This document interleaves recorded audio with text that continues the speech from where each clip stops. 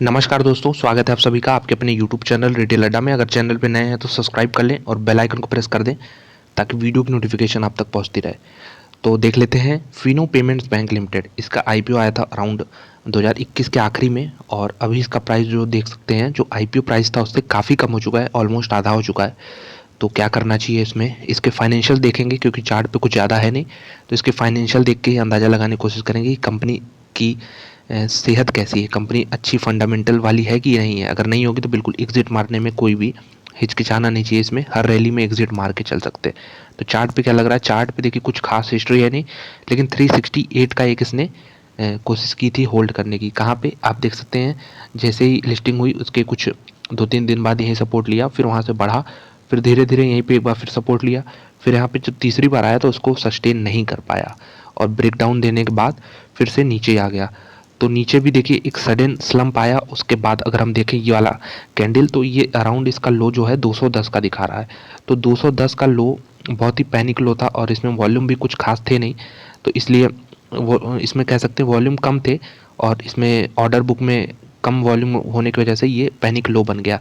उसके बाद अब धीरे धीरे स्टॉक जो है मूव करना चालू किया था, लेकिन इस हाई को ब्रेक नहीं कर पाया। अभी आप देखेंगे जो ये हाई बना था इस कैंडल का, जो मैं बता रहा हूँ, जो बड़ी कैंडल बनी थी 299 का, तो 299 को अभी तक ये ब्रेक नहीं कर पाया है।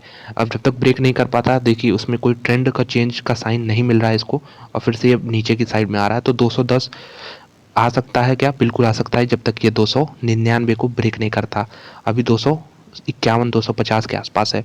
तो देखिए, अगर आपको पर्पस समझना होगा, पहले आपने ये जब कंपनी में आईपीओ में लगाया था तो आपका पर्पस सीधे इतना होना चाहिए था कि हमको लिस्टिंग गेन मिले, हम निकलें। आपको नहीं मिला लिस्टिंग गेन, आपको नुकसान हुआ, बिल्कुल निकलना चाहिए था उसी समय।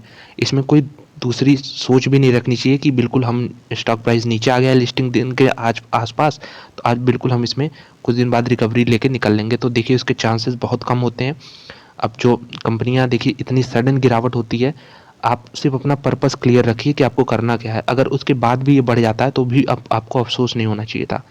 तो हम बहुत सारे एग्जांपल्स ऐसे हैं जिसमें हम ऐसे बच सकते हैं। कार ट्रेड हो, पीटीएम हो, तो इस तरह के स्टॉक्स में हम बिल्कुल इस तरह से बच सकते हैं। तो बिल्कुल पर्पस क्लियर होना चाहिए, दिमाग में ये सब बिल्कुल क्लियर होना चाहिए कि हमें 1-2 दिन रखना है। अगर उसमें हमें प्रॉफिट नहीं मिलता है तो हम निकलेंगे। इसमें कोई लेके बैठना नहीं है कि हमें उसके बाद फिर अफसोस भी हो कि स्टॉक नीचे आ गया या फिर अफसोस हो कि स्टॉक ऊपर बढ़ गया। जो विज़न है आपका क्लियर होना चाहिए बिल्कुल। अगर आप ऐसे क्लियर माइंड से बाजार में उतरेंगे तो ही प्रॉफिट बना पाएंगे। इसी तरह एक अभी आईपीओ चल रहा था वेरांडा लर्निंग आईपीओ का, उससे रिलेटेड मैंने वीडियो बनाया है, उसको मात्र 1-2 लोगों ने ही देखा है। तो मैं बता रहा हूँ, इस आईपीओ में जो जो लोग अप्लाई किए हैं फिर से उनका यही हाल होने वाला है जो कि फिनो पेमेंट्स बैंक, पेटीएम, कार्टरेट जैसे स्टॉक्स में हो रहा है। तो क्यों? क्योंकि फाइनेंशियल ही नहीं सही है। आप कुछ भी देख लीजिए, फाइनेंशियल बैकबोन होते हैं कंपनी के, वो बिल्कुल स्ट्रांग नहीं है। तो आपको बिल्कुल इसमें क्लियर कट एग्जिट लेना चाहिए था बहुत पहले ही। अब नहीं लिए हैं, अभी बहुत नीचे रेट आ गया है, तब कोशिश क्या कर सकते हैं, एक स्टॉप लॉस तो बिल्कुल लगा ही सकते हैं। कितने का आप देख सकते हैं स्टॉप लॉस यहाँ पे, अराउंड ये जो लो है 246 का, तो 245 मान सकते हैं। 245 क्लोजिंग बेसिस पे मात्र 6 पॉइंट दूर है। 245 के नीचे अगर बंद हो जाता है कल परसों जब भी, तो आप बिल्कुल इससे निकलिए, इसमें कोई रुकने का कोई फ़ायदा नहीं। चलिए इसके फाइनेंशियल से डिस्कस कर लेते हैं क्यों मैं ऐसा कह रहा हूँ। तो मार्केट कैप आप देख सकते हैं इसका अराउंड 2000 करोड़ है। एक स्मॉल कैप स्टॉक है, करेंट प्राइस 249, 52 वीक के लो के आसपास, और ये देखिए 583। मतलब मुझे आश्चर्य होता है कंपनियां इतने हाई वैल्यूएशन पे अपने कंपनियां शेयर्स कैसे इशू कर सकती हैं। तो वो तो ठीक है, उनका ग्रीड हो सकता है, प्रमोटर्स अच्छे दाम में बेचना चाहते हों, लेकिन जो लोग खरीद लेते हैं, मुझे उनके डिसीजन पे बिल्कुल समझ नहीं आता क्यों इतने हाई प्राइस पे ये खरीदते हैं, जबकि ऑप्शंस की कमी नहीं है मार्केट में। रिटर्न ऑन इक्विटी कंपनी की अच्छी है, कैपिटल एम्प्लॉयड अच्छा नहीं है। कंपनी के ऊपर कर्ज देख सकते हैं 3 टाइम्स इक्विटी का चल रहा है, जो कि काफ़ी ज़्यादा लिवरेज्ड है। और हालांकि फाइनेंशियल कंपनी है, फिर भी अभी इतने स्टार्टिंग के दौर में ये बहुत ज़्यादा बड़ा फिगर मैं मानता हूँ। स्टॉक पी देख सकते हैं 98 का है। अभी जब इतना अर्निंग्स नहीं था तो देख सकते हैं डबल प्राइस पे कितना होगा ये, ऑलमोस्ट 170 180 के पी पे रहा होगा ये। और चलिए इसके फाइनेंशियली देखते हैं। सब नंबर देखने कोई फ़ायदा नहीं है, सब सस्ता भी लग सकता है आपको, महंगा भी लग सकता है।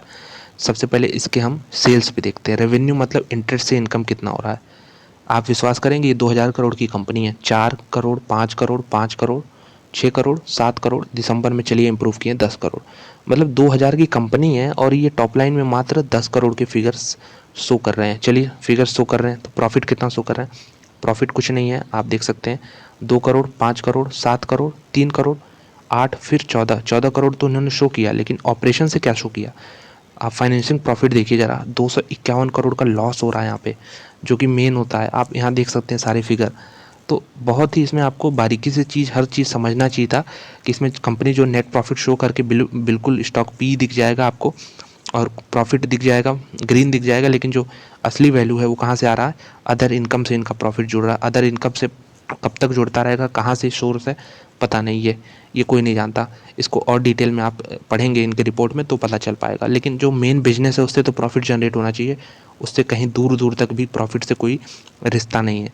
अगर ईयरली की बात कर लें तो 16, 19, 18, 20, मतलब क्या है ये, मजाक चल रहा है शायद। यहाँ पे फाइनेंसिंग प्रॉफिट देख सकते हैं, 266 करोड़ का नुकसान हुआ, बढ़िया। 396 करोड़ का नुकसान, चलिए। 682 करोड़ का नुकसान, बहुत बढ़िया। उसका 697 करोड़ का नुकसान, मतलब इन्होंने बढ़ाया तो है ये फिगर, लेकिन ये माइनस के साइन में बढ़ाया है। तो बहुत ही मेरे ख्याल से वर्स्ट कंपनी है ये। इसमें आपको अगर इन्वेस्ट कर रहे हैं तो बिल्कुल पता नहीं किस भरोसे पे इन्वेस्ट कर रहे हैं, क्योंकि इनका जो नेट प्रॉफिट दिख भी रहा है वो अदर इनकम से ही दिख रहा है। और अदर इनकम कहाँ से आ रहा है, इसके लिए थोड़ी और इसमें रिपोर्ट में पढ़नी पड़ेगी। लेकिन जो मेन बिजनेस है उससे देखिए, जब तक प्रॉफिट नहीं आएगा हम मान ही नहीं सकते कि बिज़नेस जो है सस्टेनेबल है। जो मेन बिज़नेस है उससे प्रॉफिट ज़रूर जनरेशन होना चाहिए। अगर इसके शेयर होल्डिंग पैटर्न की बात कर लें, प्रमोटर 75% है। प्रमोटर्स कौन है यहाँ पे? फिनोपेटेक लिमिटेड, तो यही सब है और ये सब नाम आप देख सकते हैं। एफ डी जो है अराउंड 20% के आसपास बने हुए हैं। एफ भी इसमें बने हुए हैं, तो इसमें देख सकते हैं फिडेलिटी फंड है। और तो बेसिकली यही सब लोग हैं, पहले से इन्वेस्ट करते आ रहे हैं। पब्लिक के नाम पे भी इसमें 6-7% लोग हैं। तो ये चीज़ था, आपको बताना था फिनो पेमेंट्स बैंक लिमिटेड से, कि इसमें देखिए कोई भी मौका मिले आपको 250 पे भी है।